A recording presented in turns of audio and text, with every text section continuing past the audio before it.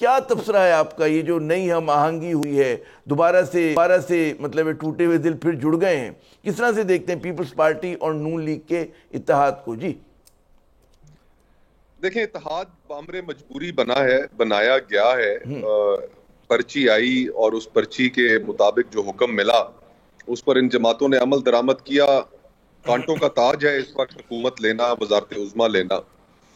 کوئی جماعت یہ نہیں چاہ رہی تھی کہ وہ مائنورٹی گورنمنٹ کا حصہ بنے اور مشکل فیصلے جو آنے والے وقت میں کرنے پڑیں گے IMF سے ڈیل وغیرہ، کہ ان ساروں کا بوجھ کوئی بھی جماعت اٹھانے کے لیے اکیلے تیار نہیں تھی۔ اور شاید یہی وجہ تھی کہ جس کی بنا پر کافی ڈیلے ہو رہا تھا، لیکن پھر جوڑ دیا گیا، ان سب کو اکٹھا بٹھا دیا گیا۔ اور ہمارے ہاں جو سب سے بڑی پرنسپل کانٹرڈکشن ہے وہ ایک دفعہ پھر دوبارہ پلے میں آئی، اور سیاستدان خود فیصلہ نہیں کر سکے اور انہیں فیصلے کے لیے مجبور کیا گیا۔ اور PDM-2 ہمارے سامنے موجود ہے۔ اس PDM کے بننے پر جو تحریک عدم اعتماد تھی، مولانا فضل الرحمان صاحب بڑا کھل کر بولے ہیں، تو اس کی حیت کے بارے میں وہ تو اب کسی کو میرے خیال سے شک نہیں ہونا چاہیے۔ لیکن سوال یہ جو سوال ہے کہ ابھی کل تک یہ نظر آ رہا تھا کہ جی مخلوط حکومت کا بننا بڑا مشکل ہے، ابھی بڑے مذاکرات ہوں گے، پھر ہم نے دیکھا کہ چٹکی بجاتے میں جو ہے معاملات طے ہو گئے۔ کس نے زیادہ قربانی دی اور کس سیاسی جماعت کو زیادہ فائدہ ہوا اس مخلوط حکومت کا؟ کیا تجزیہ کہتا ہے آپ کا؟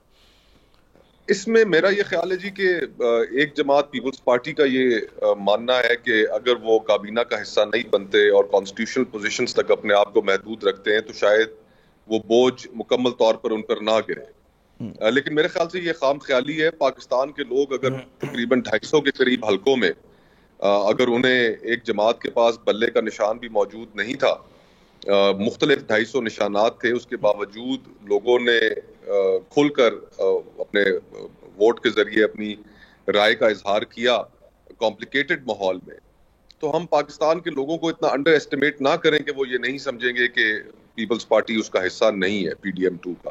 پھر اسی طرح مسلم لیگ نون اگر وہ یہ تاثر دیتی ہے کہ جی ہم نے مشکل فیصلے کرنے ہیں اور ان مشکل فیصلوں کے اندر ہمارے پاس جو مینڈیٹ ہو، ہمارے الائز ہمارے ساتھ کھڑے رہیں، اور سیاسی قیمت تو ایک ادا کرنی پڑے گی۔ مسلم لیگ نون نے آلریڈی سیاسی قیمت ادا کی ہے، پنجاب میں کر رہی ہے، اور میرے خیال سے last league of Mian Nawaz Sharif صاحب پولیٹیکل کیریئر، یہ جو سیاست ہو رہی ہے it's not going to go down well with the people of Punjab.